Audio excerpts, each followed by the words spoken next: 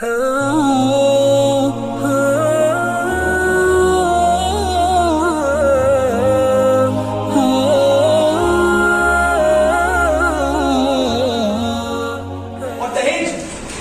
कसम खाओ दहेज नहीं लेंगे, लोगे? बहुत मुश्किल काम है, हो सकेगा आप मेरी शब्द में कह दो, लेकिन मैं तुम्हारा खुदा नहीं हूं, मैं तुम्हारा खुदा नहीं हूं। खुदा देख रहा है, तुम दहेज लोगे, तुम्हें बहनों दहेज देना पड़ेगा। नुकसान तुम्हारा है, नुकसान मेरा है, नुकसान हम सबका है। समाज बुरा होगा, हम सब बुरे होंगे।